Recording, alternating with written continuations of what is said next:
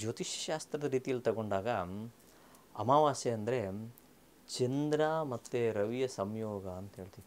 ರವಿ ಚಂದ್ರರು ಇಬ್ಬರು ಒಂದೇ ಕ್ಷೇತ್ರದಲ್ಲಿಂದ ಒಂದೇ ರಾಶಿಯಲ್ಲಿ ಸ್ಥಿತವಾಗಿರ್ತಾರೆ.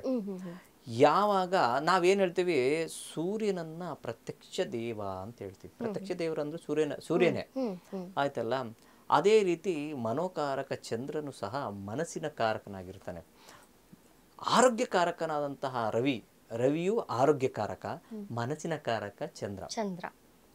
ಮನುಷ್ಯನಿಗೆ ಬೇಕಾಗಿರೋದು ಮನಸ್ಸು ಚೆನ್ನಾಗಿರ್ಬೇಕು, ದೇಹ ಚೆನ್ನಾಗಿರ್ಬೇಕು. ಮನಸ್ಸು ದೇಹ ಚೆನ್ನಾಗಿರ್ಬೇಕು ಅಂದರೆ ಈ ಒಂದು ಅಮಾವಾಸ್ಯೆಯ ದಿನವಂದು ಆ ತಾಯಿ ಮಹಾಲಕ್ಷ್ಮಿ ಆಗಿರ್ಬೋದು ಅಥವಾ ಧನಲಕ್ಷ್ಮಿ ಆಗಿರ್ಬೋದು, ನೀವೇನೇನು ಪೂಜೆ ಮಾಡ್ತಿರೋ ಅಂಥ ಸಂದರ್ಭದಲ್ಲಿ ನಾವು ಪ್ರಾರ್ಥನೆ ಪೂಜೆಯನ್ನು ಮಾಡಿದ್ದೇ ಆದರೆ ನಮ್ಮ ದೇಹ ಮನಸ್ಸು ಎರಡೂ ಚೆನ್ನಾಗಿರುತ್ತೆ. ಎಷ್ಟು ಲಾಜಿಕ್ ನೋಡಿ, ಎರಡೂ ಸಹ ಚೆನ್ನಾಗಿರ್ತದೆ. ಯಾವಾಗ ನನ್ನ ಮನಸ್ಸು ಚೆನ್ನಾಗಿರ್ತದೋ ನನ್ನ ದೇಹ ಮೂವ್ ಆಗುತ್ತೆ.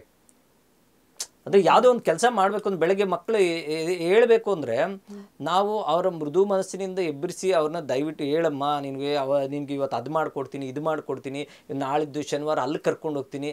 ಅವಕ್ಕೇನಕ್ಕೆ ಆ ಮನಸ್ಸಿಗೆ ನಾವು ತುಂಬುವಂತಹ ಮಾತುಗಳು ಅವ್ರನ್ನ ಎಬ್ಬರಿಸುತ್ತೆ. ಅಂದರೆ ರವಿಯು ಚಾಕುಚಕ್ಯತೆ ಆಗ್ತಾನೆ, ಅವರ ಮನಸ್ಸು ಸಹ ಚಂಚಲತೆಯಿಂದ ದೂರವಾಗಿ ಬೆಳಕಿನೆಡೆಗೆ ಬರ್ತದೆ.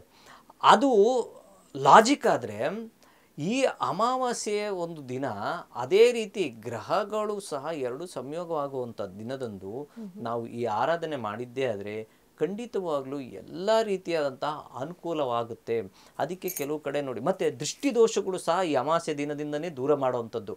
ಮನಸ್ಸು ಮತ್ತು ದೇಹ ಚೆನ್ನಾಗಿರಲಿ ಅಂತ ಹೇಳ್ಬಿಟ್ಟು ಕೆಲವು ಕಡೆ ನೋಡ್ತೀರಿ, ಬೂದುಗುಂಬಳಕಾಯಿ ಹೊಡೆಯುವಂಥದ್ದು, ನಿಂಬೆಹಣ್ಣು ಹೊಡೆಯುವಂಥದ್ದು, ಇದೆಲ್ಲ ಮಾಡಿರ್ತಾರೆ. ಅಂದರೆ ಯಾವಾಗಲೂ ನಾವು ಸದಾ ಲವಲವಿಕೆಯಿಂದ ಕೂಡಿರಬೇಕು ಅನ್ನೋ. ಆದ್ರೆ ಅಮಾವಾಸ್ಯೆ ದೃಷ್ಟಿ ದೋಷಗಳು ದೂರ ಆಗುತ್ತೆ, ಅಮಾವಾಸ್ಯೆ ಹೊರಗೆ ಹೋಗ್ಬೇಡಿ ದೃಷ್ಟಿ ಆಗುತ್ತೆ ಅಂತ ಹೇಳೋದು ಉಂಟಲ್ವಾ? ಅಮಾವಾಸ್ಯೆ ಹೊರಗೆ ಹೋಗ್ಬೇಡಿ, ಮನೆಯಲ್ಲಿ ದೃಷ್ಟಿ ತೆಗೆಸ್ಕೊಳ್ಳಿ. ಆಗಿರೋ ದೃಷ್ಟಿನೆಲ್ಲ ಅಮಾವಾಸ್ಯೆ ಕಳ್ಕೊಳ್ಳಿ ಅಷ್ಟೇ.